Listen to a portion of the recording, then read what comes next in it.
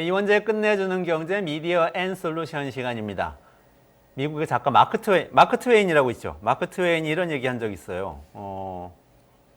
거짓말엔 세 가지 종류가 있다. 그냥 거짓말, 새빨간 거짓말, 그리고 통계. 이 통계가 항상 문제인데 이번에 총선 때 출구조사 보고 그 통계 수치 보고 깜짝 놀랐다가 아침에 다시 깜짝 놀라신 분 많으시죠. 그 전에 여론조사들도 다 마찬가지거든요. 이게 정말 어떤 건지, 왜 그런 건지 오늘 좀 파헤쳐 보려고 합니다. 여론조사의 과학과 진실에 대해서 이정환 슬로우 뉴스 대표님 모셔서 말씀 듣겠습니다. 안녕하세요. 네, 안녕하십니까. 네, 어서 오세요. 네. 선거 결과 어떻게 보셨어요? 사실상 아직 그 윤석열 정부가 2년이 안 됐습니다. 1년 네. 11개월 차예요. 그거밖에 안 됐어요? 네. 되게 5월 오래 11일 해가지고. 취임이기 때문에 아직 한 달이 지나야 2년이 됩니다. 길다. 1년 12개월 차에 사실상 불신임을 받게 된 상태고 어제 출구조사 보고 이제 탄핵 가는 거 아니냐 생각했던 분들이 많을 정도로 가까스로 지금 탄핵 저지선을 막은 상태입니다. 보면 저는 이제 미디어 언론을 계속 분석하기 때문에 조중동 특히 보수 언론들이 작년부터 계속 경고를 했어요. 이대로 안 된다. 그리고 심지어 조선일보 김대중 고문이 이 선거에서 패배하면 임기와 상관없이 내려와야 된다라는 말까지 할 정도로 굉장히 그건 엄혹한 경고잖아요. 네, 그리고 이 역대 이 보수 언론과 대통령 관계를 보면 보수 언론이 어느 정도 시간을 줘가지고 말을 듣지 않으면 이 보수 언론이 갈아타는 양상을 보입니다. 왜냐하면 정권은 보수의 기득권 헤게몬이 계속돼야 되고 대통령 어차피 권력은 5년밖에 안 되기 때문에 5년을 계속 쓸 것인지 버릴 것인지를 보수 언론이 결정한다는 거죠. 그런데 윤석열 대통령은 조중동의 경고를 듣지 않았고 몇 번의 만회할 기회가 있었는데 계속 고집 부리면서 지지율을 계속 깎아먹었습니다. 결국 그 결과가 어제 이제 선거 결과였고요. 이제 앞으로 탄핵 저지선 넘었지만 앞으로 거부권 행사가 쉽지 않을 것입니다. 물론 이제 국회로 가져가면 다시 3분의 2 표결을 해야 되는데 국민의힘에서 이탈표가 나올 수도 있고 아마 정계 개편 과정에서 떨어져 나가서 아마 이제 다른 개혁신당 좀 합류하는 가능성도 있어서 앞으로는 이제 지금 특검법 다시 가져갈 거고요. 노란봉투법, 간호사법, 진보 진영의 수권 과제들 다 다시 추진하게 될 거고요. 대통령이 아마 이제 시행령 정치, 이제 국회하고 부딪히기 어려우니까 적당히 시행령을 고쳐가지고 뭐 하려고 하는 그런 양상. 지금까지는 요소해야 되라는 게 내가 대통령이 돼보니 야당의 발목을 잡더라라고 핑계를 댈 수 있었는데 이제는 이 남은 3년은 윤석열이 직접 만든 거잖아요. 그래서 자기가 2년 동안 한 게 지금 결과인데. 국민들이 이 상태로 해라 이렇게 그러니까요. 명령을 한 셈이잖아요. 대통령의 고집 때문에 권력의 정당성을 잃은 상황. 물론 한 9석만 더 넘어갔더라면 이제 진짜 탄핵까지 갈 수 있는 상황이었는데 이 상황을 대통령이 자초했고 앞으로 이 상황을 이제 무엇도 추진하기 어려운 그런 상황이 됐습니다. 지금 총선 결과가 나오는데 이 한석이 지금 애매한데 마지막에 바뀐 거 아니에요? 바뀐 게 아니라 아마 그 오늘 오후에 네. 비례대표 최종 그 발표가 되는데 아직 계산 중이에요. 근데 제 생각에 아마 이게 맞을 것 같아요. 일단 한번 보십시오. 지금 나오기로는 이제 비례의석이 한석이 빠져서 국민의힘이 108석이 될 거라고 하는데 막 소수점 계산 때문에 지금 그 논쟁이 좀 있을 거라서 제가 보기에는 109석이 맞을 것 같습니다. 이따 한번 확인해 보시죠. 108석이냐 109석이냐 네, 국민의힘 의석이 포털에는 다 108석으로 떠 있긴 합니다. 네, 저도 포털에서 그 뉴스를 네. 본 것 같은데 조금 이정환 대표님 다른 의견이신데 이건 뭐 지켜보도록 네. 하고요. 일단 오늘 주제는 이 여론. 결과가 네. 그동안의 여론조사하고 어떤 여론조사하고는 잘 맞고 어떤 여론조사하고는 안 맞다. 그래서 뭐 이번 선거 때 여론조사 가스라이팅이 있었다. 또 우리는 네. 그걸 막았다. 아니다. 네, 뭐 그건 맞습니다. 미과학적이다. 이런 논쟁이 많아요. 네. 그래서 어떻게 된 건지 좀 네. 진상을 여쭤보고 싶은데 실제 그래 많이 틀렸어요. 어때요? 그렇죠. 출구조사하고는 좀 틀렸죠. 보면 애초에 여론조사에 뭐 이게 애연도 아니고 좀 자기 실현적 애연이라고 하잖아요. 사람들 그 기대와 열망과 뭐 분노와 그런 것들을 이 짜집게 돼 있어서 그리고 실제로 관찰자가 관찰을 하는 순간 또 결과가 바뀐다고 하잖아요. 예. 사람이 결과 나온 순간 맞아. 그것 때문에 여론이 기운들기도 하고 그런 측면들 무시하고 사람들이 여론조사에 과도한 기대를 걸었죠. 또 지난 2022년 대선 때 보면 여론조사가 또 꽤 정확했거든요. 그래서 이제 2월까지만 해도 국민의힘이 과반을 넘길 거다라는 관측이 많았습니다. 근데 지금 와서 보면 그때 많았는데 이게 뒤집힌 건지 아니면 애초에 김어준 그 뉴스공장 진행자가 말하는 이제 김어준 딴지일보에서는 계속해서 한 번도 40% 밑으로 내려온 적이 없었다고 하거든요. 거기가 여론조사 꽃이라는 회사를 맞습니다. 따로 설립해서 조사했죠. 이건 정말 그 굉장히 새로운 현상이라고 할 수 있는데 네네.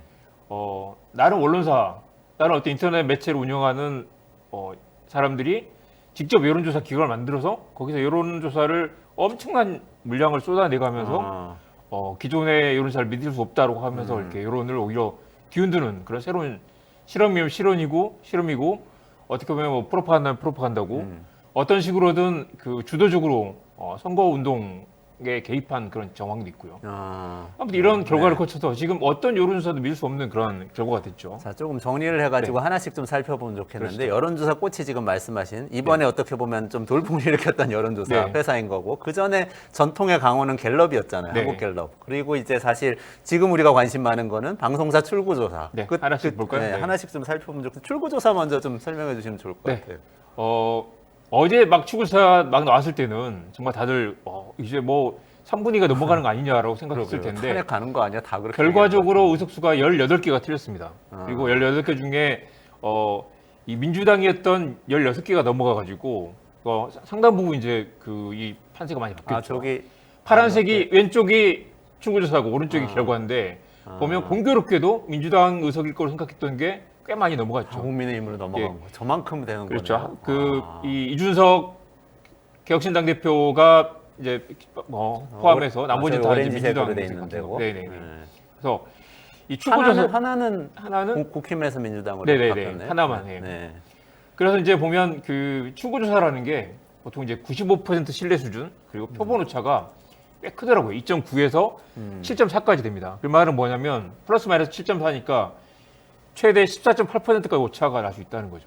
그러면 만약에 지역마다 다르겠지만 어떤 지역에서 심지어 10% 격차가 나더라도 오차범위 아니라고 한다면 보통은 이제 저널리즘이나 아니면 통계 전문가들은 그런 경우는 오차범위 안에서 앞선다라고 하거나 사실은 오차범위 안에서 앞선다는 건 앞섰는지 안 넣는지 알 수가 없다라고 봐야 맞는 거거든요. 그러니까 우리가 또 경제학하면서 통계학을 또 네. 공부를 했지 않겠습니까? 네네. 사실 우리 다 그 고등학교 때 다 배웠어요. 네네. 그러니까 오차, 그러니까 신뢰 수준 95%에서 오차가 플러스 마이너스 3%다 그러면 6%까지. 예. 플러스 마이너스 3%가 될 가능성이 95%라는 거잖아요. 네네. 그러니까 한 5% 정도는 완전히 틀릴 가능성도 네네. 있지만 네. 95% 정도는 이 안에 있다는 거니까 플러스 마이너스 3%는 사실 그거는 감안하고 봐야 된다는 네네. 그런 말씀이시잖아요. 그럼 3% 앞서는 거 앞서는 것도 네. 아니다. 네. 아, 6%. 그리고 6%까지 그 앞선 게 아니고 그러는 경우는 이제 보통은 이제 사실 저널즘에서도 이런 경우 오차범위 안에서 앞선다고 말한 것 자체가 잘못된 그 메시지를 줄 수 있기 때문에 오차범위 안에서 경합한다라고만 해야 되는데 이 출구조사라면서 그동안 자신감이 좀 붙었기 때문에 빨강 파랑 색깔로 쫙하게 깔아놓고 이렇게 이제 그 숫자를 예측을 한 거죠. 그 오차 범위 안에 있는 것도 처음에 그렇게 다 당선권으로 예측을 네, 이제 그 해놓은 범위를 거예요. 주긴 했는데 결국 이제 그 할 때는 오차범위 안에서 앞선다 뒤진다라고 계속 이제 오차 범위 안에서 앞서는 네. 것도 파란색, 빨간색으로 네네. 칠해버렸다. 네네. 그런 얘기네요. 72억을 썼다는데 결국 이번에 꽤 망신살이 방송 뻗쳐서 3사 네네. 공동 여론, 공동으로 공동 했으니까요. 출구조사. 네. 아, 그래서 돈이 같은 많이 출구조사를 두고 KBS는 민주당이 178에서 196까지 이렇게 범위를 둬서 했고요. 지금 제가 이걸 어제 만든 그래프인데요. 보면 이제 중간에 그라데이션으로 된 데가 이제 불투명한 부분이고 정확하게 색깔로 표시된 데가 그러니까 KBS는 최소 민주당이 178, 그다음에 국민의힘이 최소 85석까지 된다고 이렇게 한 거죠. 저거는 지역구만인가요? 아니면 전체입니다. 전체 합친 거고 아. 맨 아래에 있는 게 실제 결과인데 네. 보면은 많이 밀려는 파란색 실제 많이 결과는 밀려요. 꽤 많이 민주당이 졌고 실제 결과는 국민의힘의 그 이 맥시멈을 넘어선 상황입니다. 그러니까 이게 범위를 뒀는데 범위를 완전히 벗어난 그러니까 이 관역을 완전히 벗어난 빗맞은 상황이라서 사실 이 정도면 실패한 여론조사라고 해도 맞을 것 같습니다. 국민의힘이 최대 100석 뭐 이런 정도로 나와. 최대 105석까지 최대 갔는데 105석까지. 이제 105석을 일단 그래서 몇 석이지만 넘어선 일단 상태잖아요. 넘었네. 그러니까 이 범위를 거의 한 20 플러스 마이너스 20까지 줬는 위아래 20 정도까지 석을 줬는데 그걸 넘어선 상황이라서 통계학적으로 얘기하면은 네. 95% 신뢰 구간 바깥에 있는 이 5% 네네. 안으로 네. 가버린 거네요. 네. 아, 이건 정말 통계적으로 굉장히 이거는 그 굉장한 가슴 아픈- 망신이에요. 네네. 이렇게 논문 쓰면 이제 네. 분명히 보통은 그래서 이제 이걸 그 리젝트인데. 결과를 했더라도 약간 더 유보적으로 하거나 좀 더 이렇게 좀 회색 지대를 좀 강조해서 너무 경합이 많아서 예측이 어렵다라고 했으면 좋았을 텐데 좀 더 그 좁혀서 이렇게 무리수를 뒀던 게 아닌가 싶습니다. 근데 왜 틀렸죠? 일단은 이제 분석이 계속 나오겠지만 역대 최대 사전 투표율이 변수였습니다. 사전 투표율에 또 여기 더 중요한 거는 사전 투표를 까봤더니 60대 이상 유권자들이 사전 투표를 또 많이 한 거예요. 이건 또 굉장히 이변이거든요. 사전 투표율이 31.3%고 네. 본 투표율이 67%대였죠. 네네, 맞습니다. 근데 사전 투표자 가운데 60대 이상 비중이 높다는 건 정말 예상을 못했거든요. 과거 선거에서는 비교적 맞아요. 젊은 사람들이 사전 투표를 많이 했다. 여기서 보시면 사전 투표 지금 50대 이상이 61% 정도 되죠. 그러니까 이게 놀라운 게 그러네요. 한국에서 올해 이제 선거 60대 이상이 유권자 수 비중은 네. 34%인데 실제 투표자 비중은 사전 투표자 비중은 38%를 차지했고요. 2030만 보면 인구 비중은 32%인데 실제 저기 보시면 2030 비중이 투표자 비중으로는 23%밖에 안 되죠. 2030은 안 나왔고 그러네요. 60 이상은 굉장히 많이 나왔다는 것입니다. 그러면 그러니까- 이 숫자가 어제 발표됐어요.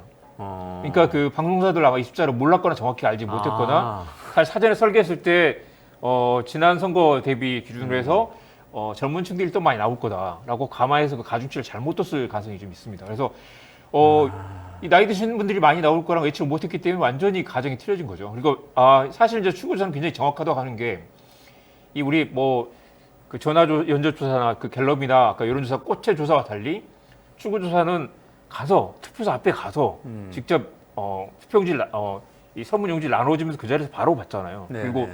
이 사람은 투표를 할지 말지가 아니라 직접 투표를 하고 나온 사람들입니다. 그리고 보통 5명 중에 1명꼴로 이렇게 그 설문지를 받는다 그래요. 네네. 그러니까 4명은 건너뛰고 5번째 사람을 받아가지고 이제 그 설문을 받는데 그러니까 굉장히 비교적 정확했는데 그러니까 본투표 추구조사는 정확한데 사전 투표를 추구조사를 못했던 거죠. 네. 그러니까 그거는 이제 이 설계를 해가지고 전화 면접 조사를 통해 가지고 그걸 이제 보완을 했는데 그 부분에서 표본 설계가 잘못돼 있을 가능성이 매우 높습니다. 그렇겠네요. 그 좀 연령대가 높은 분들을 더 많이 포함시켜서 전화 면접 조사를 했어야 되는 건데 그렇게는 네, 네. 하지를 그건 또 못했을 예측이 것 같고. 어려운 부분이었죠. 그리고 사전 투표는 전국에서 이렇게 벌어지기 때문에 그걸 어떻게 그 이 시뮬레이션 자체가 매우 어려운 정말 고난이도의 예측이 어려웠다고 보진 않습니다. 저는 솔직히 그런가요? 왜냐하면 네. 사전 투표율이 이렇게 높아지고 있다는 건 투표 패턴이 바뀌고 있다는 거거든요. 그렇습니다. 사전 투표라는 것 자체가 옛날에는 나 응징하고 싶어, 투표 진짜 하고 싶어 이런 네네. 분들이 억지로 나가서 미리 마음을 표현하는 게 사전 투표였다면 네네. 지금은 이제 몇 차례 이거 거듭하니까 그냥 이날하거나 전날하거나 둘 중에 하나 선택합시다 이런 게 돼버렸어요. 또 이번에 또 변수 중에 하나가 모든 투표를 수개표로 하겠다고 그랬어요. 사실 또 나이 드신 분들이 투표가 조작될 수 있다는 또 그런 공포가 있어서 사전 투표를 꺼리는 그런 경향이 있었는데 이번에는 이 추구조사 이제 그 개표에 대한 공정성이 좀 네네. 강화됐다는 게 있고 또 한동훈 국민의힘 비상대책위원장이 투표하시라고 또 독려를 했죠. 그래서 이 보수 국민의힘에서는 투표를 독려할까 말까 처음에 망설이긴 했으나 최대한 빨리 많이 나오는 게 좋다라는 판단을 해서 이제 사전 투표를 독려를 한 게 이 결과에 반영된 게 양쪽 다 독려를 네. 했다. 자, 그럼 일단 출구조사가 왜 틀렸는지는 알았어요. 네. 그럼 이제 여론조사 꽃으로 한번 넘어가 볼까요? 김원순 네. 대표가 뭐 했다는 네네. 요거는 실제로 많이 맞았나요? 이게 새로 등장해가지고 굉장한 돌풍을 일으킨 것 같은데. 그렇습니다. 일단은 예를 들면 지난 굉장히 이제 여론조사 꽃에서 그래도 좀 인정하고 싶은 부분은 그동안 출구조사가 정확하지 않다, 아니면 출구조사에 대한 불신이 많다라는 걸 전제로 직접 여론조사 기를 만들어서 또 구독료를 받았어요. 월 10,000원씩 내는 사람도 있고 뭐 50만 원 내는 사람도 있고 그래서 그 사람 이제 VIP 등급들 나눠가지고 이제 다른 혜택을 주기도 하고 그 사람들에게는 이제 보고서를 보내주는 그러니까 구독형 여론조사를 완전히 새로운 모델을 새로운 비즈니스 모델을 만들었고 대단하긴 그걸로 하네요, 이제 그건. 와 저는 그 방송을 보면서 놀랐는데 비싼 게라고 말하면 그 청중들이 정확하다라고 그 합창을 하듯이 외치는 장면이 계속 나와요. 와 이거 정말 충격적이었습니다. 그러면서 그래요? 이제 비싼 게 정확하다라고 계속 외치는 거죠. 그래서 물량이 깡패다라고도 합니다. 우리는 돈을 엄청 많이 들어가지고 계속 조사를 하기 때문에 정확할 수밖에 없다라고 말했는데 이 통계 전문가들은 그렇지 않다고 또 말을 하죠. 그래서 네. 예를 들면 1,000명을 조사하나 2,000명을 조사하나 그 차이는 크지 않다. 실제로 왜냐하면- 크지 않아요. 예? 네, 실제로 크지 않아요. 네, 크지 않습니다. 사실 그게 이제 어차피 표본 조사기 때문에 이게 거의 그 가까워지지 않는 이상 설계만 잘하면 충분히 이 차이를 극복할 수 있다고 보기 때문에 어차피 95% 신뢰 구간 안에서 이야기이기 때문에 그거 그렇습니다. 나가는 그리고 틀리는 건 어쩔 수가 없어요. 김어준의 여론조사 꽃도 실제로 그 조사 표본수가 많지는 않아요. 예를 들면 동작을 조사했는데 갤럽은 500명을 조사했는데 김어준이 5,000명을 조사하거나 5만 명을 조사한 게 아니란 거죠. 똑같이 500명을 조사합니다. 근데 어쨌든 네.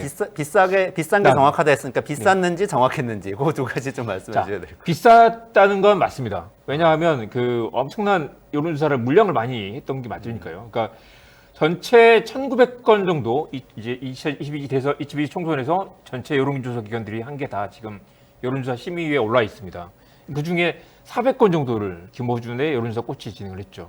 그러니까 굉장히 많은 20% 정도의 여론조사를 김어준이 여론조사 신생 여론조사 회사인데. 네네. 그러니까 엄청나게 했네. 여론조사라는 게 다 이제 또 그 기계로 돌리고 또 면접원들 말씀이 얼마든지 할 수 있는 그 시스템이 되어 있기 때문에 뭐 이 짐작력이 높지 않다고 할 수 있습니다. 그렇기 때문에 여론조사 기관들이 굉장히 많이 늘어나는 상황이긴 하죠. 그리고 지금 보시는 거죠. 389건 전체 1,900여 건 중에 389건이 여론조사 꽃에 그리고 한국갤럽의 조사에 거의 2배 이상이 되는 조사를 진행을 했습니다. 그러니까 돈을 많이 쓴 건 일단 맞고 저 건수는 한 네. 지역만 해도 한 건이고 전국을 해도 한 건인 거예요? 맞습니다. 근데 전국을 할 경우에 보통 1,000명이고요. 네네. 한 지역을 할 경우에 500명입니다. 보통 그래 말씀드렸듯이 이걸 그렇다고 2,000명, 3,000명 하는 게 아니라 보통 전국 단위 1,000명, 그다음에 지역구는 딱 500명 정도가 미니멈이고 그 정도가 통계를 만족시킬 수 있는 수준이기 때문에 그보다 더 많이 하진 않습니다.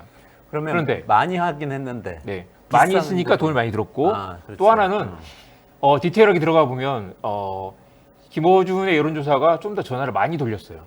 예를 들면 갤럽은 500명을 하기 위해서 예를 들면 뭐 2만 명에게 전화를 돌렸다면 김어준은 3만 명에게 전화를 돌렸다. 전화를 더 많이 돌리면 이 번호를 통신사를 구매를 해야 되기 때문에 한 건에 예를 들면 뭐 300원 정도 하는데 만 건을 더 사면 뭐 300만 원이 더 드는 거죠. 돈이 더 들게 됩니다. 아니 근데 전화를 받으면 딱 조사가 되는 거잖아요. 네네. 근데 뭐냐면 전화를 더 돌리는 건 전화 무슨 번호를 뜻이죠? 전화 번호에는 이제 나이와 성별과 그런 이제 그 지역 데이터들이 있어서 옛날에 무작위로 한 게 아니라 그 찍어가지고 거기에 맞춰 전화를 하는 거거든요. 그게 안심번호인가요? 네네. 네. 근데 전화를 만약에 근데 했는데 안 받으면 갤럽은 저녁에 또 전화를 합니다.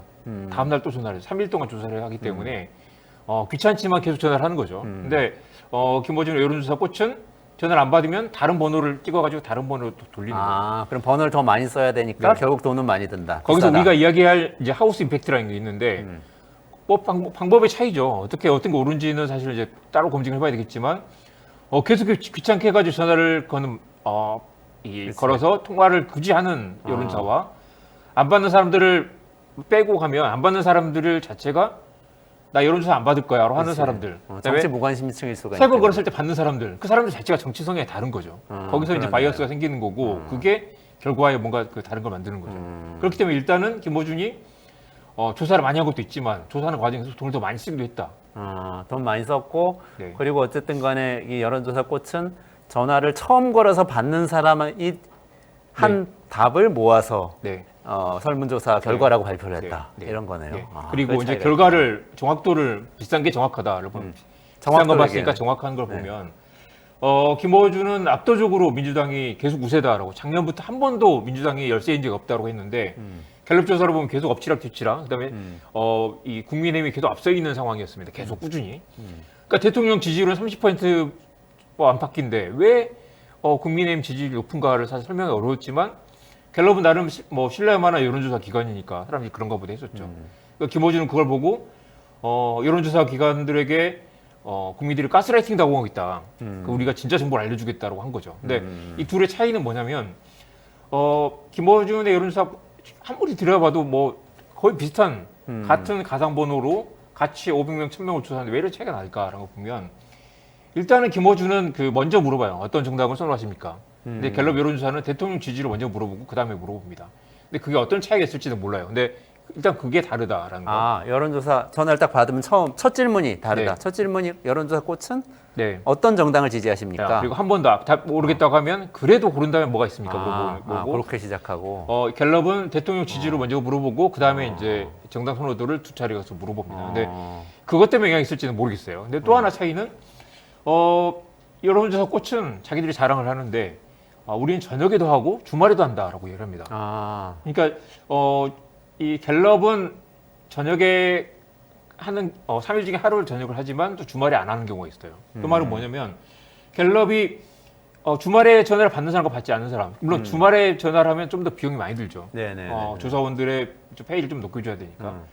그러니까 거기도 이제 어떤 이제 차이가 있는 거죠. 주중에 전화를 받을 수 있는 사람들, 낮 시간에 전화를 받을 수 있는 사람과 아닌 사람들, 그다음에 주말에 받는 사람과 아닌 사람들, 뭐 그런 차이가 네, 있는데 네. 결과적으로 보면 결과는 어땠어? 결과는 여론조사 꽃에서 압도적으로 민주당 지지율 높게 나타난다. 나타났는데 지금 결과를 잘 맞췄어요. 어떻게 되세요? 갤럽하고 결과를 이거- 보면 지금 이제 최근 그 마지막 여론조사 꽃의 그 조사를 보면 굉장히 크게 민주당이 이기는 것으로 거의 210석까지 범야권이 차지하는 것으로 나타났는데 아, 실제로는 그렇지 않았죠. 국민의힘이 그러면 90석? 네네. 국민의힘 정도. 85석까지 떨어진다는 전망을 했는데 마지막 조사에서요. 그렇게 지금 216석이니까 84석까지 떨어진다는 거죠. 216석을 전망했군요. 네네. 마지막에. 그러니까 그러면 84석까지. 실제로 이 최종 결과하고 비교하면 꽤 큰 차이가 나는 상황인 거죠.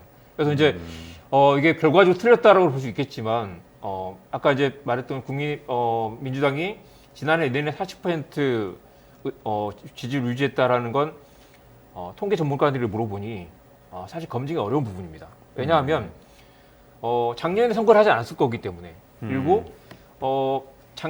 작년에 이 등락폭이 있겠지만 조사 방법에 따라 당연히 다른 것이고 투표를 지금 했을 때 어떤 결과가 나올 것이냐는 중간에 그 30에서 40% 무당층들 네. 투표를 할까 말까 망설이는 사람들 저는 지지 정당이 없어요 말하는 사람들이 어디로 갈지는 알 수 없기 때문에 그건 여론조사 알 수 있는 영역이 아닌 것이고 그 사람들이 투표장에 갈지 말지도 모르는 것이죠. 그렇기 때문에 사실 그걸 추이만 보는 것이고 지금 최종 결과는 이제 완전히 다른 것이라는 거예요. 작년 결과와 지금 다른데 결과적으로 봤을 때 여론조사 꽃도 크게 어긋났다고 볼 수 있습니다. 저도 통계 전문가에 좀 끼워주세요. 네. 제 생각도 똑같거든요. 맞습니다. 왜냐하면 우리는 정치에 정말 관심 많은 분들은 원래부터 지지 정당이 네. 있고 오늘 투표를 하나 내년에 투표를 하나 똑같은 정당에 투표를 해요. 근데 많은 분들은 아마 한 최소한 우리나라에서 30-40% 정도의 국민들은 평소에는 정당을 어디를 찍어야 된다는 생각을 안 하고 계세요. 네. 물론 본인의 성향은 있어요. 난 네. 자영업자니까 네. 뭐 이렇게 먹고 사는 문제가 중요해. 난 샐러리맨이니까 뭐 휴가가 중요해. 이런 것들이 있지만 네. 너 어디를 찍어야 되냐를 딱 물어보면은 누굴 찍어야 되지? 생각하고 네. 그냥 대답을 네. 한단 말이에요. 그러면 그거는 실제 투표하는 날에 투표하는 거하고는 다르거든요. 네. 그래서 저는 틀릴 수밖에 없는 것 같아요. 네. 말할 수가 없어. 그 20대 남성들 보면 작년에 갤럽 12월 조사를 보면 20대 남성들의 무당층 투표 지지 정당을 정하지 못했거나 답변하지 않는 사람이 54%나 돼요. 근데 그 사람들을 빼놓고 보면 20대 남성들은 민주당 지지율이 14%밖에 안 된다고 말할 수 있죠. 그거 자체는 사실이지만 이 무당층들을 답변하기 싫어 답을 안 했거나 뭐 진짜 몰라서 안 했던 사람들 상당수가 이번에 이제 일부는 민주당으로 오고 일부는 국민으로 갔는데 결과를 놓고 보면 그 당시 지지정당 없다고 말하는 사람들 중에 상당수는 일부는 민주당으로 왔는데 국민의힘 지지자들은 이미 그때도 이미 당당히 밝혔던 그런 부분이 있습니다. 그래서 사실 이제 그런 부분들이 뭐 이런 차이를 만들겠죠. 그러면 성적표를 보면 네. 출구조사, 방송 3사 출구조사에서는 85에서 105석 정도를 국민의힘이 가져갈까라고 했는데 결과적으로 보니까 네. 108석 내지 109석을 가져가게 돼서 범위 바깥으로 나갈 정도로 네, 완전히 틀렸다. 네, 네. 그리고 여론조사 꽃에서도 마지막에서는 84석을 국민의힘이 가져갈 거라고 했는데 네. 결과적으로 108, 109석이니까 여기도 많이 틀렸다. 네. 한국갤럽은 그러면 그런 예측했나요? 한국갤럽 맞았어요? 어때요? 한국갤럽은 그런 의석수 전망은 정확하게 하지 않았죠. 근데 하진 이제 않았군요. 사실은 이제 이게 그래서 여론조사 꽃이 약간 무리수를 뒀다고 생각하는 게 충분히 여러 이제 추이를 보면서 이제 선거 결과에 대한 뭐 어떤 예측을 할 수 있지만 정확히 숫자를 찍어가지고 우리가 적중했다라는 그걸 좀 보여주기 위해서 약간 퍼포먼스를 좀 강하게 했던 게 아닌가라는 생각도 듭니다. 근데 그게 또 역풍을 가져왔을 수도 있지 않을까요? 그 84석 예측 나온 게 선거 며칠 전일 거 아니에요? 네네네. 그러면 그 얘기가 막 퍼지면서 200석 넘으면은 탄핵을 한다 뭐 이런 얘기가 나오면 또 그렇기 보수층에서 때문에 약간 보수층이 좀 결집했을 가능성도 물론 있죠. 그리고 마음 못 정한 분들도 이렇게까지 하는 건 아닌데 이럴 네. 수도 있잖아요. 아까 보셨다시피 60대 이상이 사전 투표율이 굉장히 높았던 것도 그런 여론을 반영한 게 아닐까 생각도 들고요. 그렇군요. 세 가지의 방법론이 어떻게 다른지를 간략하게 딱 아까 표가 하나 있는데 네네네. 그거 한번 보여주시죠. 보여주면서 살짝 정리를 하고 네네. 이제 마지막으로 좀 앞으로 어떻게 하는 게 좋은 건지 네네네. 여론조사를 그렇게 정리하고 그 마무리해야 표 될것 보여주시겠어요? 네, 세 개 방식을 정리한 표 네네. 나오네요. 보시면 갤럽과 여론조사 꽃은 결국 이 가상번호 추출에 ARS 그러니까 자동답 전화하고 카티 KATI는 이제 전화 면접조사 사람이 하는 그런 건데요. 이제 두 개를 섞어서 진행을 합니다. 그래서 사실 갤럽과 여론조사 꽃은 뭐 어떤 방식 자체는 크게 다르지 않아요. 근데 이제 굳이 이펙트를 만드는 건 맨 밑에 보셨다시피 이제 콜백을 얼마 하느냐, 계속 다시 거느냐 마느냐, 그리고 야간에 주말 조사 하느냐 마느냐 그런 차이가 있었던 거고요. 이 출구조사는 완전히 다르죠. 이거는 실제 투표하고 나온 사람들 찍어가지고 붙잡아가지고 투표를 조사를 하는 건데 이제 대면 면접 조사고요. 그런데 이게 결정지수를 했던 건 사전 투표가 반영이 안 됐던 것이 있고요. 기본적으로 갤럽과 여론조사는 이게 이제 투표 의향을 알 수 없기 때문에 그러니까 전체 투표할 사람들 대상으로 하는 게 아니라 전체 그 유권자들 대상으로 하기 때문에 거기서 이번처럼 무당층이 많고 어떤 그 혐오가 넘쳐나는 혐오의 정치가 넘쳐나는 투표였던 하잖아요. 그럴 때는 사람들이 관망하거나 투표를 포기해보거나 하거나 정치 냉소가 심한 그런 선거에는 이런 여론조사 잘 맞지 않는 그런 특성이 있다는 겁니다. 기본적으로 잘 맞지 않을 수가 있다? 이게 하나 있는 것 같고 네네. 그런 선거 특성 때문에 그리고 또 하나는 여론조사 회사의 특징이나 접근 방식에 따라 하우스 이펙트 네. 그 회사의 특성에 따라서 이렇게 여권 편향이냐 야권 편향이냐 이게 나타난다. 네네. 뭐 그런 두 가지네. 그 한 말씀을 드리고 싶은데요. 갤럽이 그렇다고 해서 완전히 부정확하냐라고 하면 저도 이번에 이제 취재를 하면서 그런 걸 알게 됐는데 갤럽에서 계속 이제 그 국민의힘과 민주당 지지율 앞치락 뒤치락 하는데 막판에 이제 조국 혁신당을 이제 그 포함시켰더니 쭉 올라가지고 두 합산 점유율이 국민의힘과 그 만멍순까지 올라갔거든요. 그럼 보면 이제 아까 말씀드렸듯이 작년 기준으로는 무당층이 30에서 40% 될 때는 그 변수가 너무 많아가지고 불확실성이 높을 수밖에 없는 거죠. 근데 선거 막판으로 갈수록 결국 좁혀진다.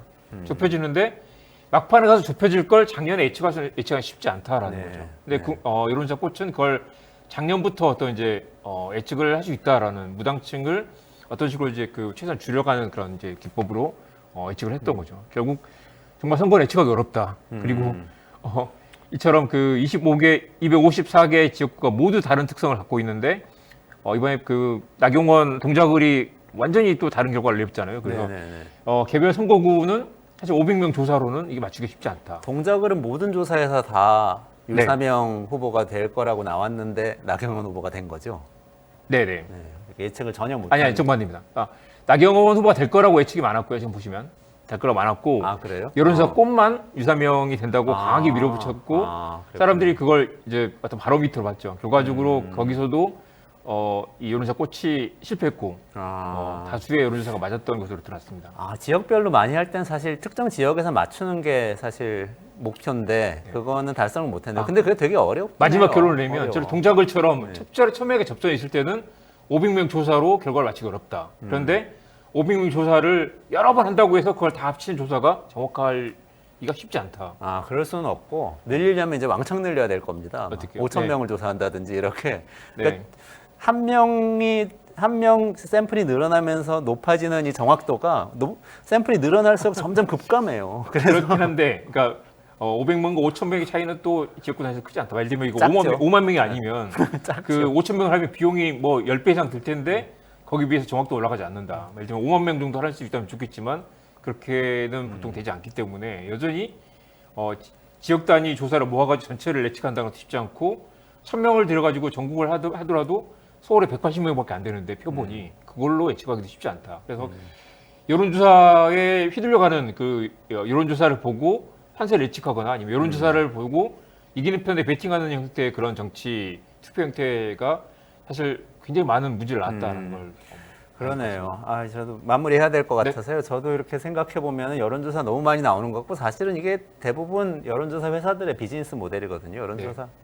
뭐 꽃도 마찬가지일 거고 다른 여론조사 회사도 사실은 마찬가지인데 선진국에서 정치 비즈니스라는 게 많이 발달을 하게 되면 이제 후보자들이 돈을 더 많이 쓰게 되는데 그게 대부분 조사나 마케팅 이런 데 돈을 많이 쓰게 되거든요. 외주 민주주의란 말도 그렇죠. 하더라고요. 근데 그거에 사실 유권자들한테 도움되는 거 하나도 없어요. 정책을 개발하거나 뭐 유권자들하고 만나서 의견을 청취하거나 이런 데 돈을 써야 사실 도움이 되는 정당 거거든요. 정치도 없고 의제에 대한 토론도 없고 정책 대결도 없고요. 그렇죠. 전화조사 더 한다고 뭐 우리한테 도움이 되는 건 별로 없거든요. 그래서 이거는 조금 우리가 가려서 봐야 되지 않을까 조사를. 그래서 조사가 선거를 좌우하지도 않을 뿐더러 사실 좌우하게 하도록 이렇게 너무 넘쳐나게 하는 것 조금 문제가 있다 이런 생각이 드네요.